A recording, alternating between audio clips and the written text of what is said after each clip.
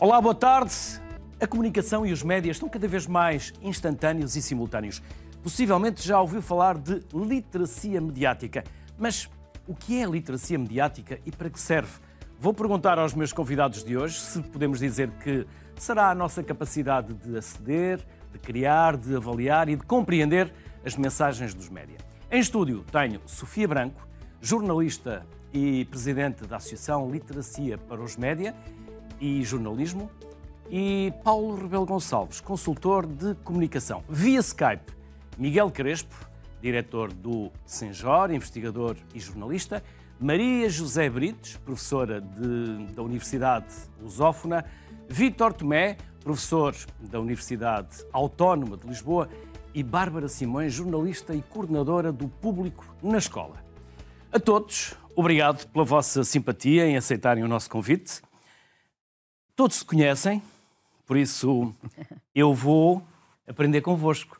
O meu papel vai ser mais de ouvinte do que propriamente de entrevistador. Até porque de entrevistador aqui não se faz entrevista, faz-se conversa. Por isso, sintam-se à vontade para derivar aquilo que têm para dizer, no sentido que entenderem e não propriamente naquilo que eu vos afunilar na minha questão. Por isso, é uma conversa e a conversa vai mesmo no sentido que os convidados queiram que ela vá.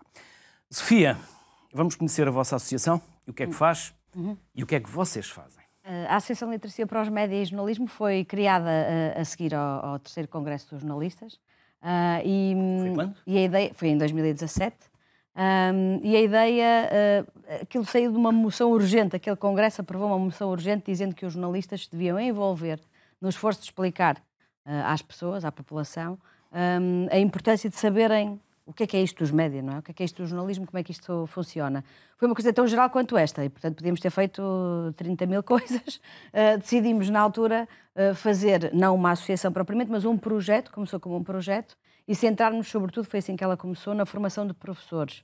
Ou seja, também aqui na ideia de que os jornalistas não se substituem aos professores, cada um tem, obviamente, a sua função em sociedade, ambas extremamente importantes, mas os jornalistas ofereceriam as suas competências aos professores para melhor formarem os seus alunos. E, portanto, o primeiro projeto é uma parceria com o Ministério da Educação, que ainda hoje existe e que pode ser ativada de cada vez que alguma escola o entende, em que os jornalistas, esta bolsa de jornalistas que nós, entretanto, constituímos e que hoje já tem quase 200 pessoas, mas começou, obviamente, por passo a passo, digamos assim, pode ser ativada em qualquer zona do país. Nós fizemos isto de norte a sul, incluindo ilhas. Pode ser ativada para fazer a formação de professores, ajudar os professores a concretizarem projetos, por exemplo, rádios escolares que estão inativas, fazer jornais de parede, fazer outro tipo de coisas que entendam, TikToks, Instagrams, fizemos já um bocadinho de tudo, mas na base do que é o jornalismo e sobretudo no que é que ele se distingue da desinformação. Como é que podemos ajudar as pessoas, e aqui depois a associação cresceu e hoje já olha para outros públicos que não só os professores, obviamente, mas como é que podemos ajudar as pessoas a perceber que meio é este e como é que conseguem distinguir as coisas, não é? Quando olham para uma imagem, quando olham para um texto, como é que podem perceber o que é verdade e o que é falsificado? Paulo, já nos conhecemos também há uns anos, desde o tempo do Porto Editora, consultor, mas o que é que tem a ver o que é que tens a ver com literacia mediática? O que é que andaste a fazer recentemente? Se quiseres contar-nos o teu projeto. Até porque também tens formação no Senjor em literacia. Sim, é verdade. Boa tarde, Luís, obrigado pelo convite, boa tarde, Sofia, e aos que estão a acompanhar por Skype. Sim, eu sou um dos formandos, um dos formadores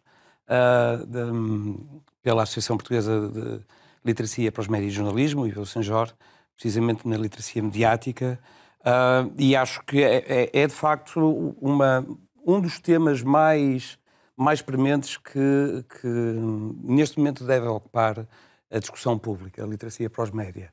Pelo tempo em que vivemos, pelas circunstâncias que nós estamos a testemunhar, e é no tempo das percepções, não é? E das emoções, é curioso que há uma grande dificuldade em perceber o que são os factos.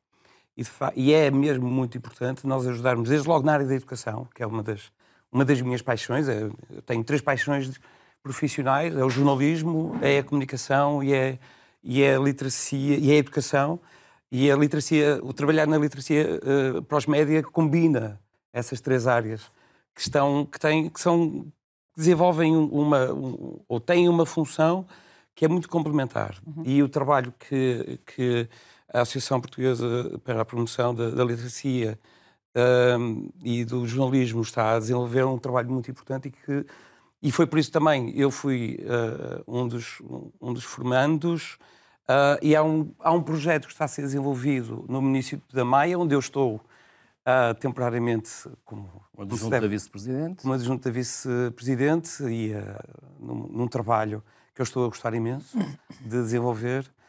O município da Maia prepara-se para ser o primeiro município em Portugal a ter um programa exclusivamente dedicado à promoção da literacia para os média.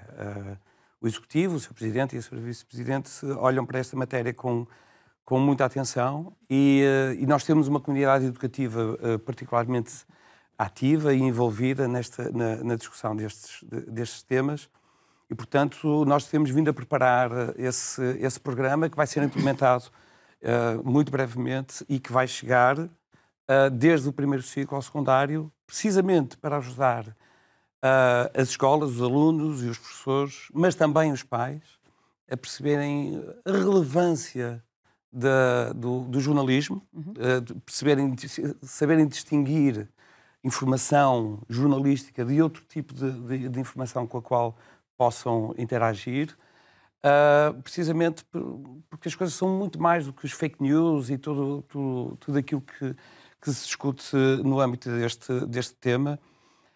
E o jornalismo... E depois há outra questão aqui. Espera aí um bocadinho, Paulo. Fake news ou notícias falsas? Sofia? Eu não gosto nem de uma nem de outra. A partir do momento em que é falso, não é notícia, não é? É isso.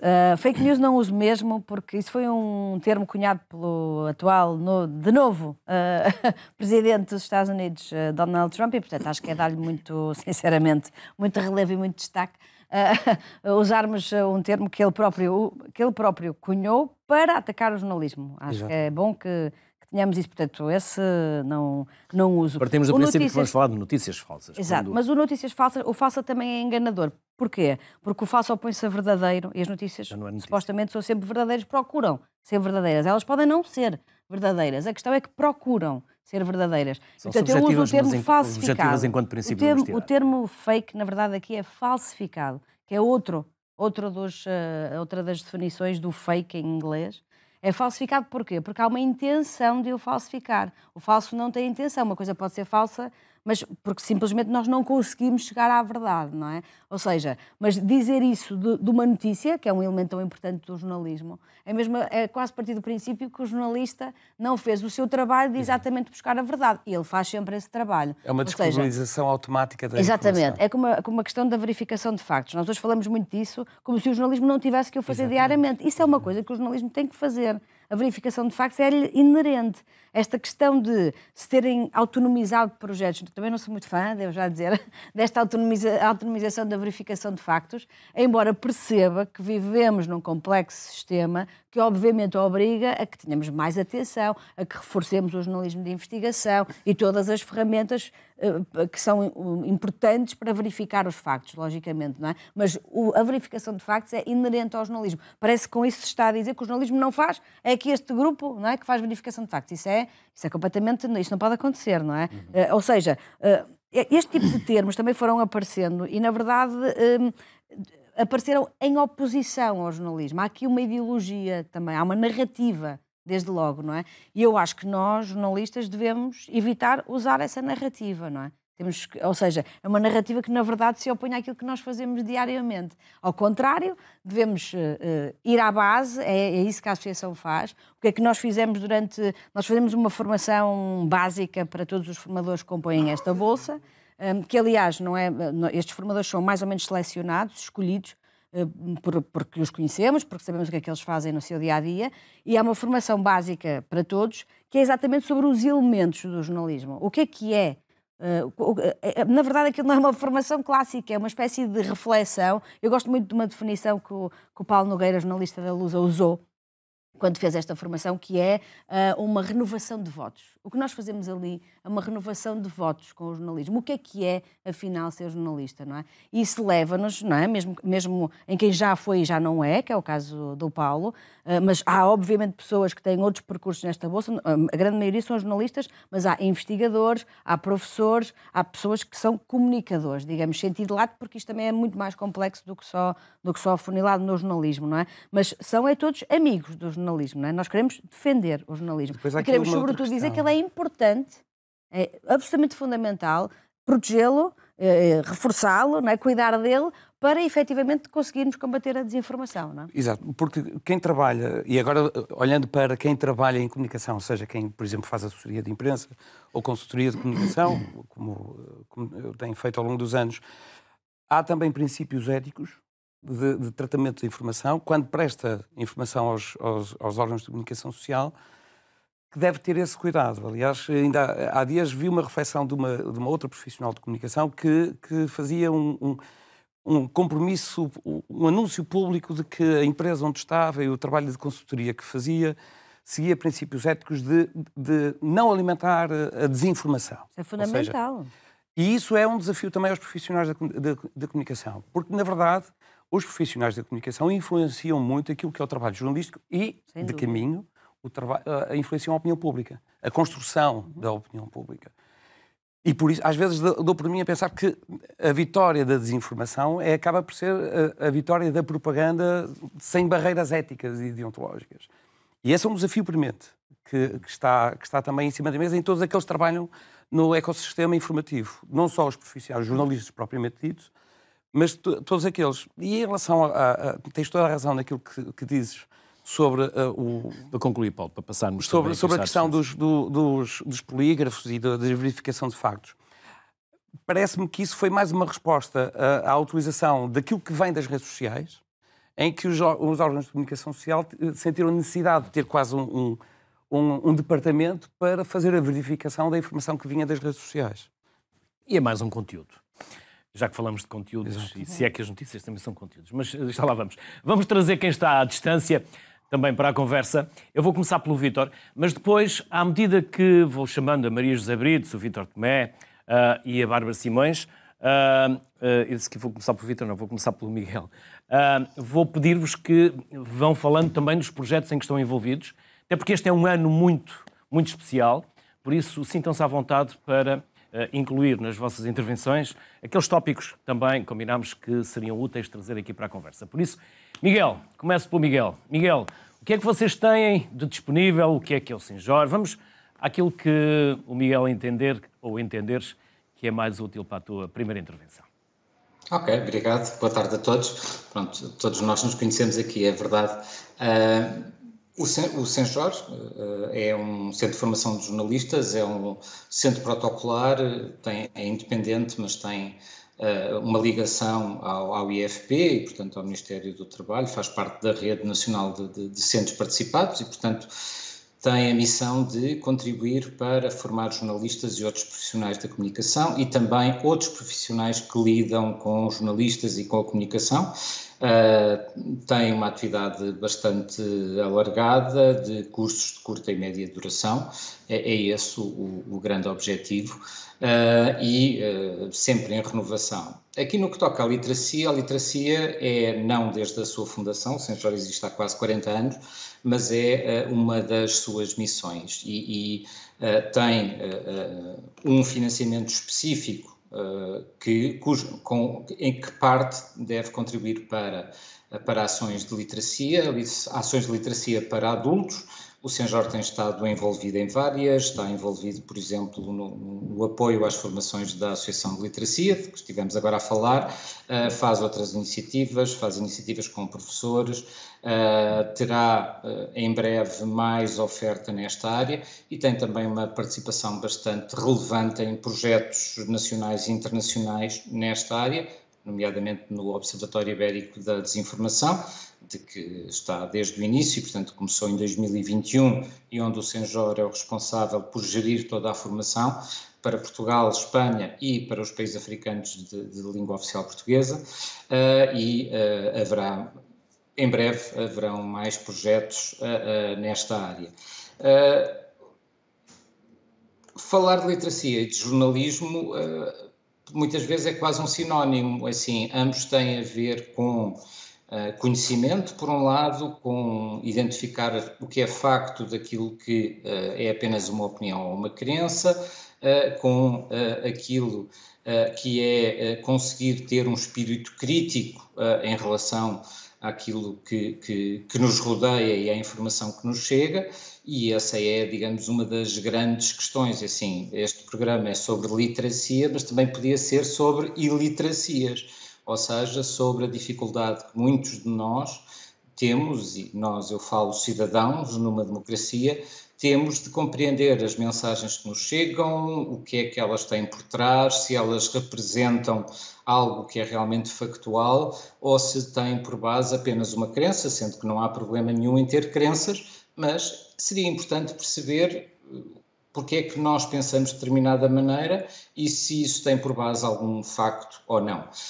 Quanto ao Senjor, assim, um dos grandes objetivos para este ano e para os próximos é apostar o mais possível, tanto sozinho como em parcerias, no âmbito de projetos ou de parcerias caso a caso no desenvolvimento de literacia, para os públicos mais diversos, sendo que o nosso foco são sempre os adultos em atividade. Pronto, a formação tem essa lógica, mas, e há pouco a Sofia já falou um pouco desse ponto de vista e o Paulo abriu um pouco o caminho para esse futuro, por exemplo, trabalhando com professores, nós chegamos até aos alunos, chegamos até aos jovens e, portanto, essa é uma parte que o Senjor pode contribuir e parece-me que irá contribuir cada vez mais.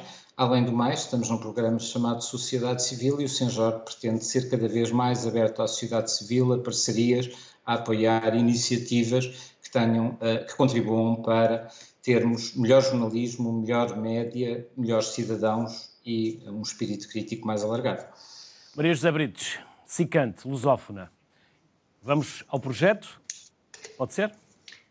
Ora, muito boa tarde. Antes de mais, também agradeço o convite para estar hoje aqui entre conhecidos e amigos e é um verdadeiro privilégio. Na Universidade Lusófona e em particular no Sicante, que é o Centro de Investigação da Lusófona na área da comunicação, nós temos trabalhado, quer no Porto, quer em Lisboa, muito de perto estas áreas da educação para os média e designadamente com uma investigação, ação participativa, ou seja, nós temos trabalhado com as próprias comunidades, nomeadamente comunidades de crianças e jovens e também idosos, professores, nestas áreas da educação para os média.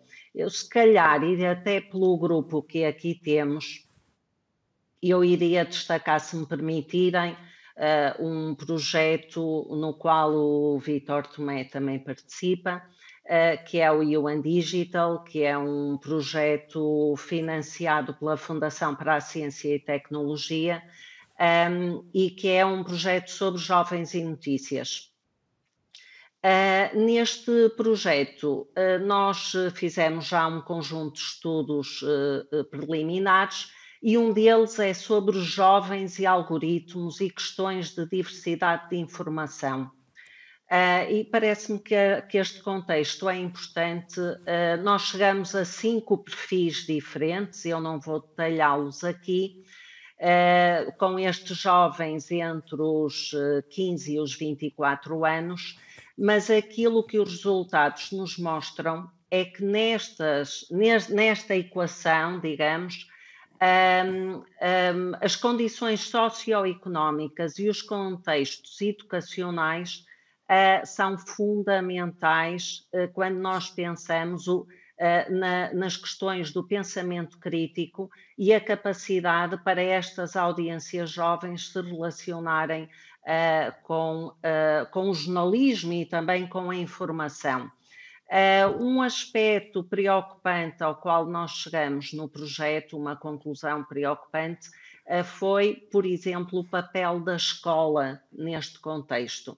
E aquilo que nós verificamos nas entrevistas que realizamos é que estes jovens praticamente não referem a escola enquanto um contexto educacional relativamente às questões ligadas ao algoritmo e à inteligência artificial.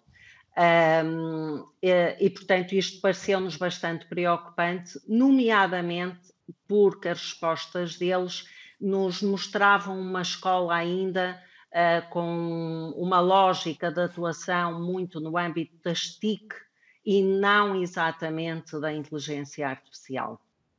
Se calhar, e só para terminar, diria também que no inquérito representativo que fizemos com jovens em Portugal, na mesma faixa etária, entre os 15 e os 24 anos, tivemos como resultado eles indicarem que as notícias eram, para eles, sobretudo, tristes, assustadoras, aborrecidas.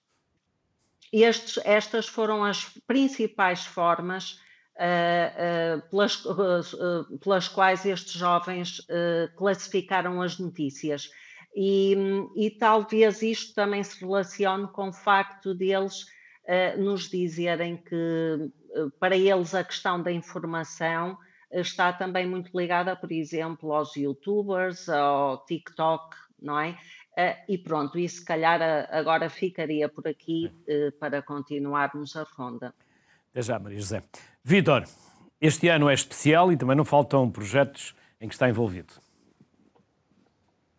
Boa tarde. De facto é assim, eu queria agradecer o convite e estar aqui de facto com todas estas pessoas com quem trabalho, muitas vezes em muitos projetos. Este ano é especial, é o Ano Europeu da Cidadania Digital, é a terceira vez na história do Conselho da Europa que é anunciado um ano europeu e ele é dedicado à educação para a cidadania digital, na sequência de um projeto criado em 2016, com o mesmo nome, Educação para a Cidadania Digital, no âmbito do qual foram desenvolvidos recursos, foram desenvolvidas várias atividades, inclusive também investigação em alguns países. Portanto, a ideia é que este ano tenha 3 conferências. A primeira foi em janeiro para apresentar e fazer o lançamento do Ano Europeu. Haverá outra em maio, outra em novembro na Eslovénia para fechar, mas há efetivamente também a possibilidade de fazer ainda uma em setembro, ainda que não esteja marcado. A ideia é juntar todos eu diria, todas as forças vivas da Europa e não só da Europa em torno da educação para a cidadania digital, que tem aqui uma ligação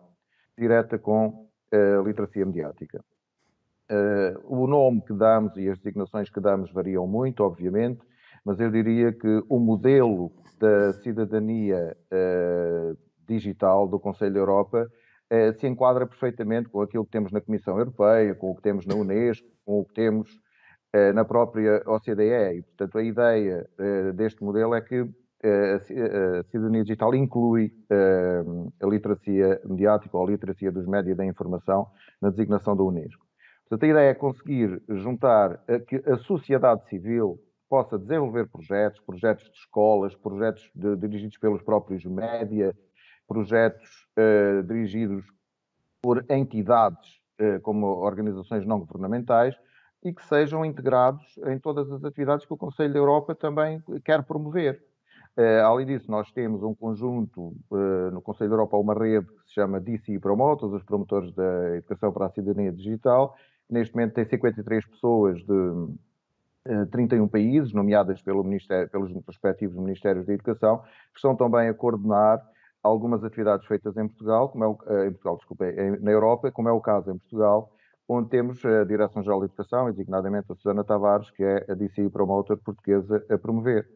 Portanto, este ano é especial e eu diria que, além desses projetos e muitos outros, o Ion Digital é um projeto âncora, é interessantíssimo, mas, por exemplo, o que estamos a fazer aqui em Portugal, que gostaríamos de falar, é o projeto AlgoWatch, que é um projeto muito centrado naquilo que a Maria José disse há pouco, a questão da literacia algorítmica e da inteligência artificial.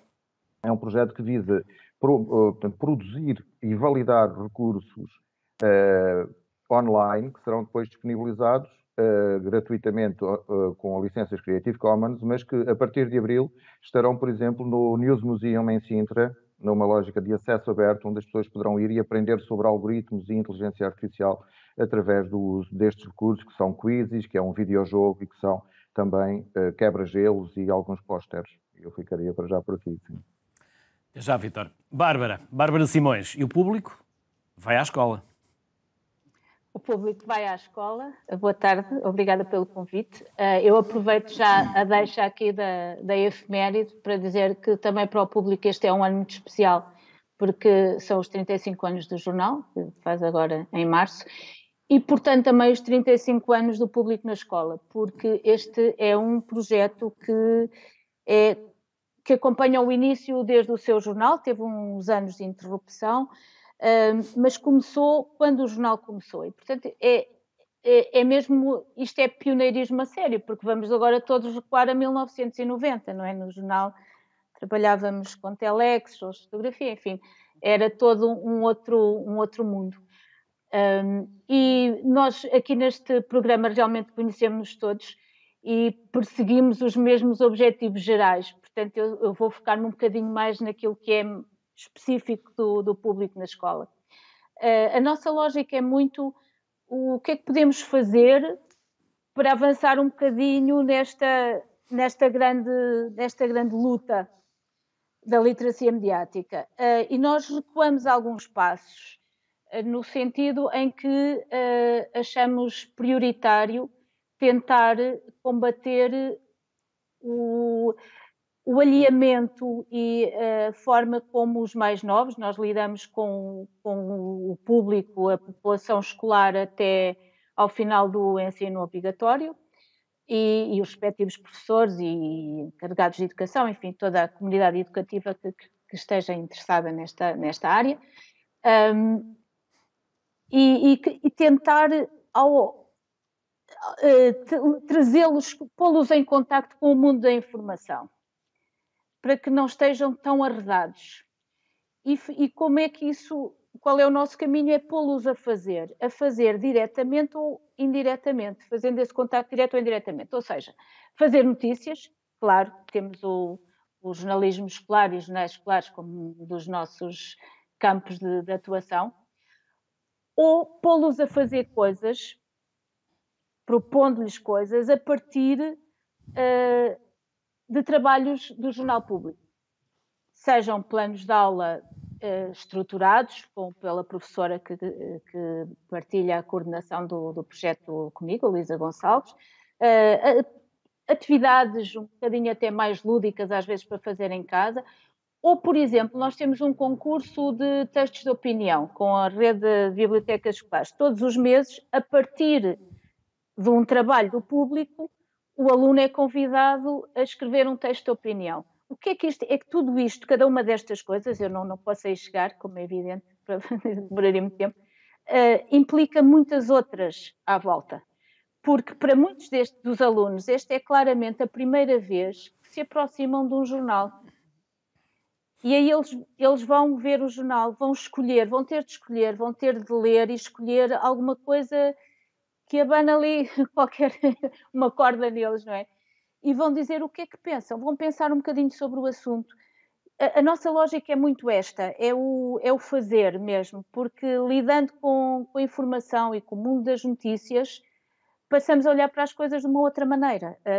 Ao preparar um trabalho, há dias, umas alunas que venceram com uma reportagem, contaram exatamente isso, fizeram a sua pesquisa e depois, quando foram falar com as pessoas que tinham escolhido para entrevistar, constataram que algumas das coisas que tinham lido não correspondiam à verdade e à história da pessoa que elas estavam a contar na reportagem. Ora, não é preciso já explicar-lhes muito mais o que é que nós queremos dizer quando estamos a falar da desinformação, da necessidade de confirmar, reconfirmar, e estarmos sempre nisto, não é? Esta coisa terrível, agora temos de nos habituar e passar a mensagem, habituem-se a desconfiar, não é? Que tem mesmo de ser, não é bonito ouvir, mas tem mesmo de ser. Perceberam como nunca, não é? Porque tropeçaram naquilo, não é? Esta é muito a nossa lógica e facilitar ao máximo e tentando ajudar o mais possível alunos e professores com as imagens Temos agora, eram muito do boletim que retomamos no final de janeiro, também para, tentando que seja mais uma ferramenta para ajudar e um bocadinho uma oportunidade de mostrar aquilo que nós fazemos e algumas das pessoas com que nos cruzamos neste mundo. É muito por aí. A Bárbara falou de habituem-se a desconfiar. O Vítor falou num ano tão especial como este. A Maria José, algo muito interessante, que as crianças ou os mais novos dizem que as notícias são aborrecidas, assustadoras e tristes, se não estou em erro. E o Miguel falava das várias iliteracias. Por isso, eu vou deixar estas questões para vocês discorrerem se tiverem pensamento e algum pensamento crítico sobre as mesmas, mas também numa altura em que há uma torrente de informação, de notícias, canais em direto.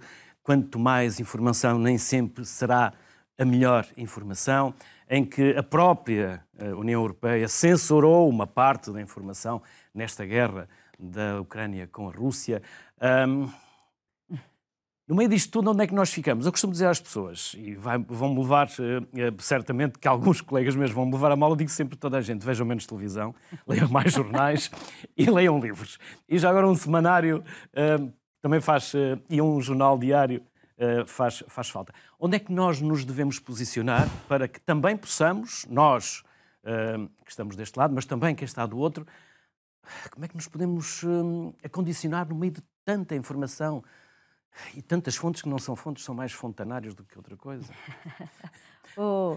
Deixei aqui muitos ângulos. Sim, há muita coisa. Tomem o caminho que entenderem. A ideia do pensamento crítico é exatamente essa também.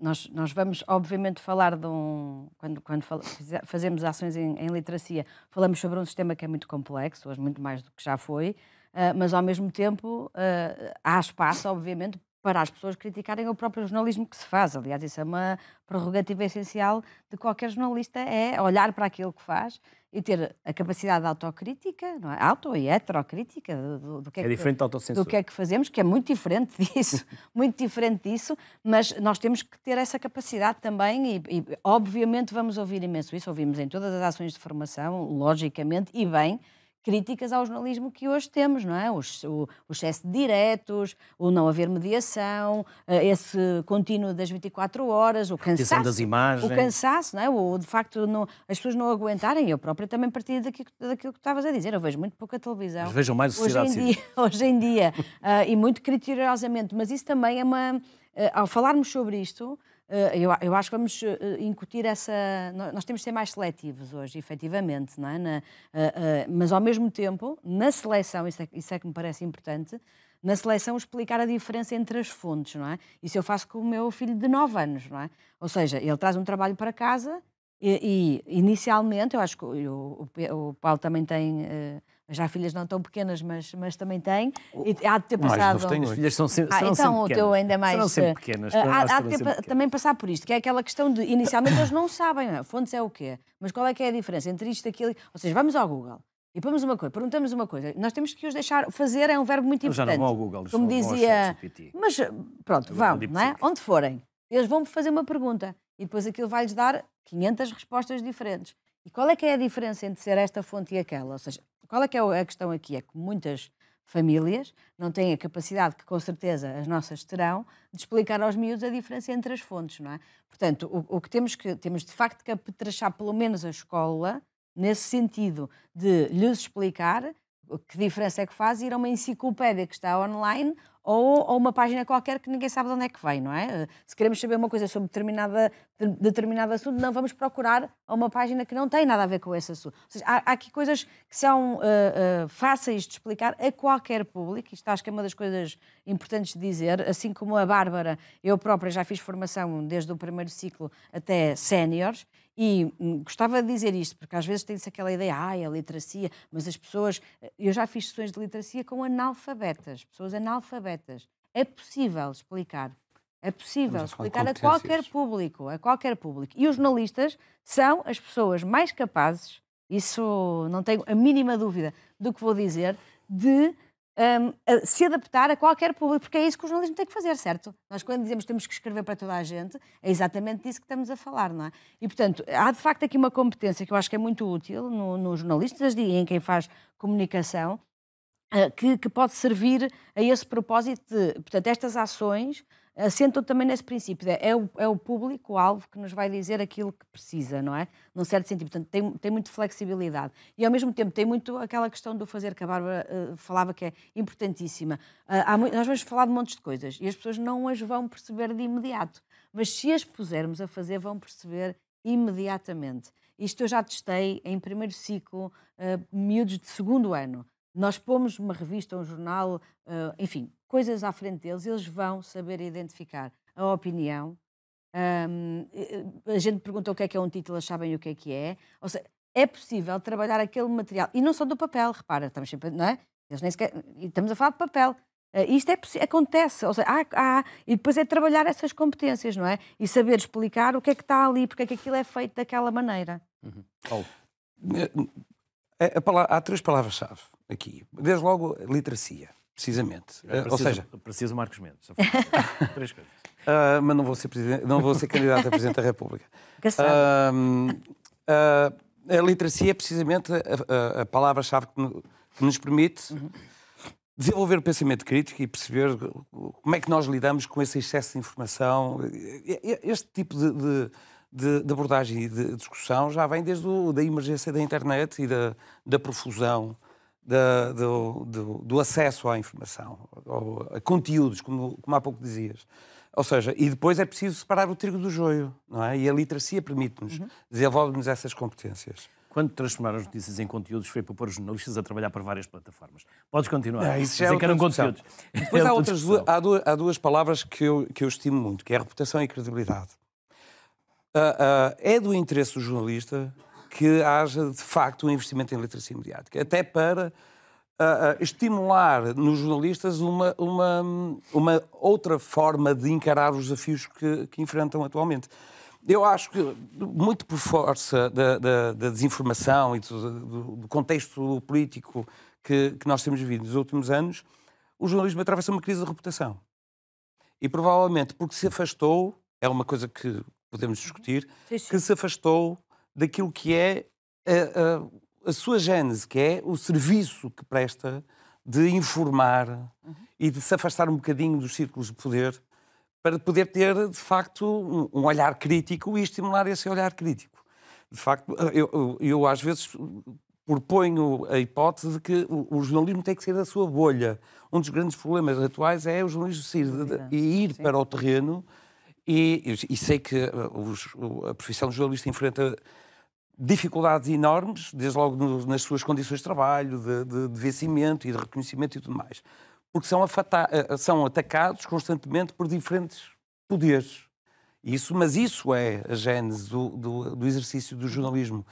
Quem exerce a profissão de jornalista está consciente dessa realidade. E é também a questão da credibilidade. E quando estávamos há pouco a falar da questão do Vítor Tomé sublinhou o facto de nós estamos no ano europeu da educação para a cidadania digital. E as 2 coisas tocam-se.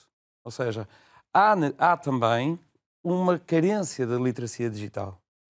E o contexto familiar, quando nós olhamos e vemos famílias numa mesa de um restaurante e cada um agarrado ao seu aparelho...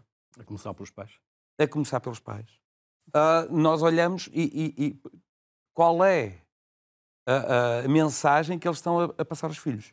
Qual é a absorção que é proporcionada e qual é o contexto? Não é? Porque não basta... É verdade que um dispositivo móvel nos dá acesso aos jornais, às aplicações, à RTP, que tem a sua aplicação disponível nas lojas da App Store e da Google Play, mas provavelmente, se não forem os miúdos orientados para o consumo dessa informação, não é para aí que há. A mim não me assusta que o estudo ou os dados que estavam a Maria José Brites a falar, que as notícias são assustadoras, sempre foram. Sim. Eles sempre foram. Tiveram essa característica. Sim. Sempre foram, não é? É o bad dos news youtubers, dos telegramas e dos bloggers. Porque aí estamos pintam a realidade com cores mais fortes. Aí estamos a falar do entretenimento que é proporcionado a quem consome a informação. E será que a informação Em Espanha estão, não sei se já está consolidada, uma legislação que obriga os youtubers e os influencers a seguir determinadas regras. Isto, por exemplo, é muito interessante. É uma discussão interessante. Precisamente a tal ética, não é? Haver uma ética que é porque um jornalista responde... Estás desafiada a ajudar-nos a preparar um programa sobre este tema. Um jornalista responde pelo trabalho que faz. Exatamente. E as pessoas podem exigir-lhe, ou seja, podem exigir retificação, direito de resposta. Há todo um esquema, não é? E todos estes outros comunicadores estão à margem, não é? Esta questão do consumo que o Paulo dizia é muito importante. Uma das coisas que funciona muito bem com o público jovem é exatamente esta ideia do consumo responsável. Estamos a falar de uma geração que, por exemplo, em termos ambientais, escolhe o consumo que faz, de acordo com os seus critérios ambientais, proteção do ambiente, não compra determinados produtos porque as empresas fazem uma exploração dos recursos, por exemplo, que consideram danosa. Então, já usei este exemplo que acho que é útil, em sessões, dizer-lhes que com a informação passa-se o mesmo, não é? É preciso saber aquilo que se consome. Como é que aquilo, de onde é que aquilo vem e perceber, sobretudo, a diferença entre o que é passar os olhos por uma informação que tem trabalho associado, portanto pago, não é? Tem um custo, há pessoas que fazem aquilo e pessoas que só vão continuar a fazer aquilo, são os jornalistas, caso haja dinheiro para as manter, não é? Evidentemente, e explicar-lhes a diferença entre passar os olhos numa plataforma multinacional que não paga um tostão por aquele conteúdo e entrar dentro do conteúdo, não é? Ir ver o conteúdo à sua fonte original, entrar dentro da RTP, para ver o conteúdo que é da RTP, que a RTP pagou, no sentido do trabalho, do investimento, dos recursos, de tudo, não é? Ou seja, isto, quando se lhes diz, eles ficam meios, pronto, não é? Abananados, vá, mas normalmente acho que há ali algumas faz ali alguma luz, não é? Mas nós habituámos-nos a ter informação sem apagar. Esse foi um problema. Isso também. Miguel, Maria José, Vítor e Bárbara, as mesmas questões que eu coloquei aqui à Sofia e ao Paulo. Miguel. Bem, isto é uma... Isto daria para uma tarde inteira, não era? Pois, só para a abertura, não é? Pronto, isso temos todas aqui as questões. Eu acho que nós temos aqui vários desafios para várias faixas etárias. Ou seja, a Sofia já falou um pouco da experiência desde o primeiro ciclo até aos séniores, e a verdade é que, ao longo dos anos, eu também fiz parte de algumas dessas experiências e outras das pessoas que estão aqui, e a verdade é que a todos eles é fácil passar. Eu acho que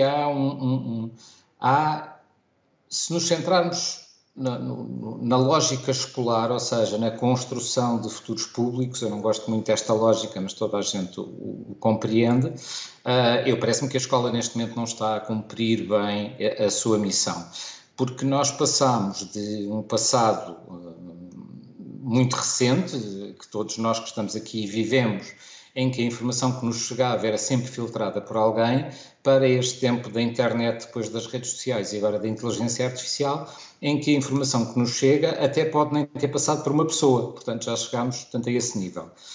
A escola tradicional, e isto não é um exclusivo português, antes pelo contrário, continua muito focada numa espécie de saber enciclopédico, ou seja, aquilo que é avaliado é a minha capacidade de absorver conhecimentos estáticos, não de desenvolver o meu espírito crítico, o meu raciocínio para, a partir de determinadas informações, poder chegar a conclusões. Ou seja, se quisermos, a partir de factos, poder ter opiniões. E, portanto, nós mudamos de uma maneira tão grande que aquilo antigamente falava-se muito dos problemas geracionais e da dificuldade de comunicação entre gerações. Se nós olharmos para a escola portuguesa, onde nós sabemos, e isto é factual, que tem um corpo docente muito envelhecido, em que grande parte dos professores estão nos últimos 10 anos da sua carreira, a lidar com miúdos de 6, 7, 8, 10, 15 anos, assim, eles vivem em mundos completamente diferentes e a escola, se calhar, está desajustada desta lógica e, portanto, de uma forma um bocadinho provocadora, se calhar a maneira de resolvermos muitos dos problemas que estamos aqui a apontar hoje não é termos um ano europeu, é refundarmos, se calhar, o nosso sistema de ensino e já agora o nosso sistema de formação, onde eu sou neste momento, um agente relativamente responsável. Pronto, e portanto, pela minha parte do Senjor, eu prometo fazer o melhor possível para os jornalistas, com os jornalistas, pelo jornalismo e pela cidadania, acima de tudo. Maria José. Eu se calhar vou pegar aqui na deixa do Miguel e se calhar ir ainda ser um pouco ainda mais crítica. Eu acho que esta nossa relação em Portugal com a cidadania, ela é muitas vezes preocupante e não é apenas no contexto escolar e em aspectos que o Miguel referiu, mas também no contexto familiar, não é? Que é decisivo para a forma como nós nos relacionamos com o mundo que nos rodeia, não é? E a forma como nós o encaramos de forma crítica ou acrítica. E se calhar aqui, neste contexto específico das diferentes gerações, que já foi aqui referido, a questão das crianças, os jovens, os idosos, os adultos, eu se calhar traria para aqui uma ideia que na Lusófona temos vindo também a trabalhar, e nomeadamente com um projeto europeu que decorreu durante a pandemia, o Smart EU, no qual nós fizemos workshops intergeracionais online, porque foram feitos durante a pandemia, com crianças, jovens e idosos, alguns dos idosos com mais de 90 anos. E um dos resultados interessantes que nós tivemos nessa experiência em concreto foi precisamente a importância de pensarmos na lógica da intergeracionalidade. O que é que os mais novos poderiam aprender com os mais velhos, não é? Portanto, se calhar deixava aqui esta tónica específica. E depois, por fim, vou ser mesmo provocadora relativamente aqui ao grupo. Quando nós pensamos no contexto das desordens informativas, portanto, nesta complexificação absoluta do espaço informacional no qual vivemos hoje em dia, e algo que não é novo, mas que às vezes está ausente deste debate e que eu acho que não nos podemos esquecer disso, é que nem tudo o que é jornalismo é feito com qualidade. E, portanto, é importante nós promovermos a ideia de que há uma diferença entre aquilo que é a informação jornalística e que obedece a determinadas regras e a outra informação, mas penso que também não nos devemos esquecer que o jornalismo, ou a forma como nós olhamos para o jornalismo, não deve ser a crítica. Claro. Vítor Tomé. Eu, pegando no que se disse até agora, eu resumiria aqui 3 pontos essenciais. O primeiro é a questão da comunidade. Eu acho, aliás, eu tenho a certeza absoluta, e olhando até a perspectiva do Conselho da Europa, o velho ditado inglês, "It takes a village to raise a child", é fundamental, e portanto nós não vamos conseguir resolver a questão de aumentar os níveis de literacia mediática pegando apenas na escola, ou apenas na família, ou apenas nos jornalistas. Portanto, é necessário termos aqui diferentes áreas. Eu diria que é preciso legislação, é preciso regulação e é preciso, eventualmente, algo que eu ainda não sei que é necessário e que nós teremos de descobrir. Portanto, eu penso que é algo em movimento. O segundo ponto tem a ver com a questão das políticas. As políticas são essenciais. Portanto, é preciso dizer que nós, em Portugal, temos de fazer melhor. Nós temos imensas coisas. O projeto do público é algo excepcional, é algo reconhecidamente a nível internacional como uma das melhores coisas, dos melhores projetos que apareceram e que existem, e felizmente foi renovado. Mas nós temos boas políticas. A nível do Conselho da Europa, por exemplo, Portugal está reconhecido como tendo políticas boas. Nós temos um renovado Plano Nacional de Literacia Mediática, temos uma unidade de literacias, temos cidadania e desenvolvimento, temos uma estratégia nacional de educação para a cidadania, temos formação de professores na área de literacia mediática e, portanto, nós temos aqui bons indicadores para conseguirmos. O que é que nós precisamos mesmo? Isto é o terceiro ponto. É necessário perceber se a literacia mediática está a funcionar, ou seja, tudo o que estamos a fazer em conjunto está a funcionar. Se nós temos cidadãos que sabem interagir de uma melhor de melhor forma online, uma forma em que se defendem e em que analisam criticamente aquilo que lhes chega, em que produzem, em que intervêm socialmente através dos médias de uma forma refletida e significativa. E isso obriga a definir estratégias, a criar cursos, mas, acima de tudo, a monitorizar e avaliar. E eu penso que o grande problema a nível da literacia mediática é conseguirmos garantir que as coisas funcionam, ou seja, é avaliar e comprovar os impactos. Bárbara. Também tenho 3 coisas, não é? 3 coisas. 3 coisas muito rápidas. Pegando aqui numa expressão que o Vítor utilizou, tudo o que estamos a fazer em conjunto, eu acho que fazemos poucas coisas em conjunto, agora estou a falar aqui para os participantes, e que devíamos trabalhar mais em conjunto, porque às vezes sentimos que andamos a fazer coisas parecidas e que se calhar tinham outro impacto e outro alcance se nós falássemos mais uns com os outros e trabalhássemos mais em conjunto. Acho que é uma coisa para pensarmos. A palavra comunidade, muito, muito, muito importante, e devo dizer que é uma das coisas que retiramos da nossa experiência com o jornalismo escolar, é o papel que um jornal escolar pode ter nisto, em ser a escola, a trazer a comunidade para dentro da escola e a levar os alunos a conhecer melhor a comunidade, porque ser jornalista também muda a maneira como nós nos situamos e lidamos com aquilo que está à nossa volta, com aquilo que nos rodeia. Não são só os grandes temas, é ali à nossa volta. E, por exemplo, há localidades, porque o jornalismo local e regional, como sabemos, já foi mais pujante, e há localidades que têm um único jornal, que é o jornal escolar. Isto também é uma coisa que nós devemos ter em mente e ser capazes de aproveitar, porque há aqui muito potencial. E depois, para finalizar, uma nota de esperança, porque estas questões causam, evidentemente, grande apreensão na escola, que é o meio concluído mais diretamente, e ao mesmo tempo nota-se uma grande predisposição para receber informação, para arranjar maneira de conseguirem aqui uma intermediação para ajudar literacia é saber ler, é sempre saber ler, e por isso há muita vontade por parte dos agentes educativos, estão muito receptivos a tudo o que sentem essa dificuldade e estão muito receptivos a tudo o que possa ser-lhes útil neste trabalho. Bárbara Simões, Vítor Tomé, Maria José Brites e Miguel Crespo, um enorme obrigado pelos vossos contributos. Bem-ajam e até uma próxima. Obrigado.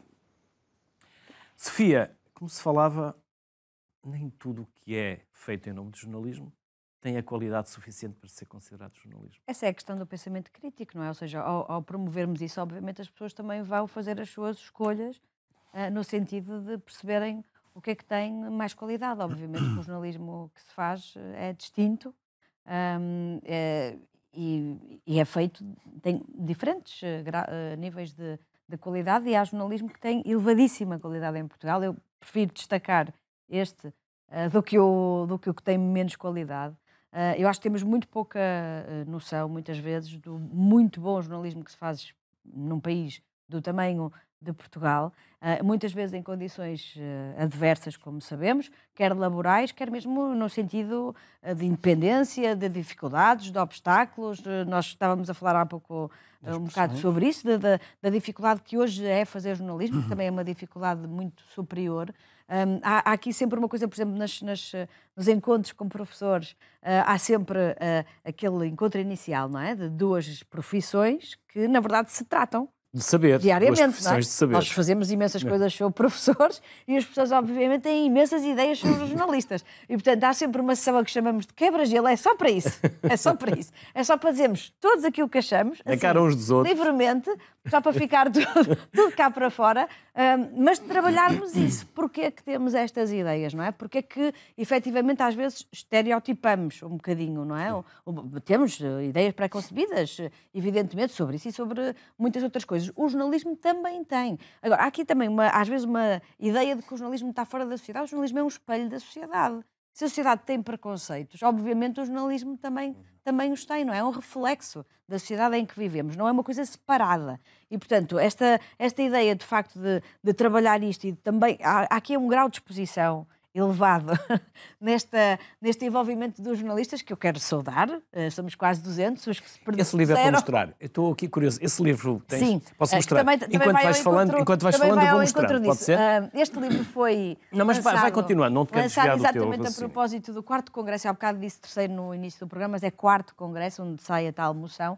E a ideia foi exatamente juntar uma série de jornalistas, que nós entendemos que deviam estar aí, a contar como é que chegaram às histórias.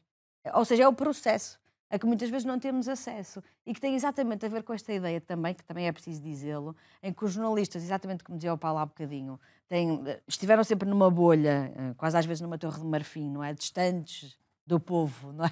Num certo sentido. E aqui a ideia foi exatamente mostrar... Não há, quer dizer, obviamente há aqui um lado meio de segredo profissional de como as coisas se fazem, logicamente, não é? Mas, ao mesmo tempo, nós temos que ser capazes de explicar isso e de assumir que obviamente, fazemos opções, não é? Nós não tratamos tudo exatamente da mesma maneira. Aliás, nós não tratamos tudo. E porquê que não tratamos tudo? Porque há critérios de notícia, não é? Nós somos capazes de explicar esses critérios, e esses critérios também vão ser aquilo que explica porque é que as notícias são mais vezes mais do que boas. Ou seja, isto não é feito porque eu hoje acordei e lembrei-me que era de uma determinada maneira. Há uma forma de fazer. E é uma profissão que tem muitos anos, não é? E uma forma, exatamente, de ser exercida, digamos assim. É um ofício até, como lhe chamamos, não é? Então estes 24 predispuseram-se a contar como é que estas histórias, que nós só lemos na versão produzida, apareceram, como é que chegaram lá, o que é que encontraram no caminho, que obstáculos é que tiveram, como é que foram construindo aquilo que depois vimos. Eu queria salientar também, foi muito engraçado porque não sabíamos, as 6 pessoas que estiveram neste programa fazem parte da Bolsa de Formadores. E eu acho que isso é um sinal de que nós estamos a trabalhar neste assunto, somos pessoas comprometidas com isto. E efetivamente, se calhar devemos fazer mais coisas em conjunto, como a Bárbara salientou, é verdade, e vamos fazer. Outra das coisas que eu acho que é importante realçar aqui, além de tudo aquilo que eles disseram, é o investimento. O Vítor falou em políticas e, portanto, é um bocadinho ligado a isso. É, de facto, haver aqui quase um desiderato nacional que diz é preciso investir nesta área. Ou seja, não é... Porque os resultados não vão ser a curto prazo. Temos todos de ter noção disto, não é? Portanto, este investimento não é aquele investimento mais popular, não é? Não é aquela coisa de vamos aqui construir isto, vai aparecer rapidinho e não é. Efetivamente, isto é uma espécie de grão a grão, não é? Agora, efetivamente, como o Vítor também explicou bem, há resultados e que se vêem logo se monitorizar e avaliar ao final dos projetos, percebe-se logo a diferença, não é? E, sobretudo, é um investimento que vai garantir imenso a longo prazo. E esse investimento deve ser nacional, no sentido transversal a qualquer governo que esteja, na verdade, mas também deve ser local e regional. E aqui eu acho que ainda há muito a fazer. O Paulo provavelmente já falou um bocadinho também sobre o seu caso.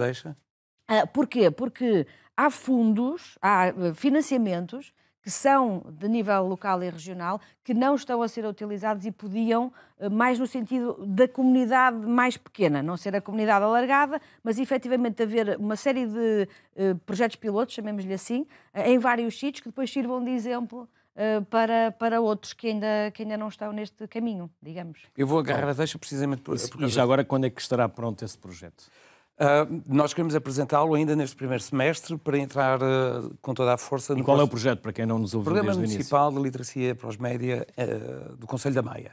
É um programa que nós vimos e que, aliás, surgiu... Da Maia. Maia. Grande Porto. A cidade da Maia, na zona do Grande Porto. É um programa que resulta, precisamente, de um desafio que foi lançado no contexto da Assembleia de Jovens. A Assembleia de Jovens acontece sempre nas vésperas do 25 de Abril, no município da Maia, e em 2022 o tema foi precisamente fake news. Como lidar com as fake news e a desinformação. Falsificadas. Com a desinformação. E foi a partir daí que nós começamos a pensar e a encontrar parceiros, entre os quais a Associação para a Promoção da Literacia Mediática e Jornalismo, para desenvolvermos um programa municipal de promoção da literacia nas nossas escolas E é um programa que vai, precisamente, que abarca várias coisas que nós estivemos aqui a falar. Desde logo, ajudar a perceber o que é isto do jornalismo e dos média, pôr os alunos a trabalhar, a fazer, a meter as mãos na massa, como se costuma dizer, mas também fazer um diagnóstico sobre o estado da arte, da literacia para os média no nosso concelho, na Maia, e fazer depois, nos próximos 2 ou 3 anos, um trabalho nas escolas, não só diagnóstico, mas desenvolvimento de projetos e depois avaliação. Ou seja, ver ao longo da médio e longo prazo, perceber como é que aqueles alunos e os professores desenvolvem competências ao nível da literacia. Ou seja, é trabalhar não para o momento, mas ir para além, ou seja, trabalhar de uma forma geracional e sustentada para que os alunos que estejam nas escolas da Maia, nas escolas públicas, onde de facto eu sou um bocadinho mais positivo, mais otimista em relação ao trabalho que é feito nas escolas. Porque, inclusive, como a Bárbara Simões poderia testemunhar, o público na escola entra e os professores agarram estes projetos. Sim, há muito interesse. Para terminar, eu acho que a literacia vai ajudar os próprios jornalistas a lidar com a concorrência das redes sociais. Há aqui um fenómeno interessante. Os jornalistas deixaram de ser os gatekeepers da informação e perderam esse poder. Portões. Os portões de acesso à Guardiões informação. dos portões. E é fundamental ajudar a perceber quais são os critérios para a seleção da informação, coisa que não existe critérios nas redes sociais. Paulo e Sofia, um enorme obrigado. E, em especial à Sofia, temos aqui 1 hora de televisão todos os dias. Não somos um programa daqueles daytime, mas chegamos a 100 mil pessoas todos os dias. Cá, em Portugal, continental e ilhas. Não contabilizando os Açores, não contabilizando a África e o resto do mundo. Por isso, estamos aqui ao vosso dispor. Desafio-te a ajudar-nos a montarmos mais alguns programas e fiquei curioso com aquela regulamentação de Espanha. Por isso, este programa é exatamente para a sociedade civil. Obrigado pelos vossos contributos. Para estarmos bem informados é essencial perceber e descodificar a informação que nos chega. Foi o que hoje aqui tentámos também perceber com estes 6 excelentes convidados. Obrigado, saúde. Amanhã.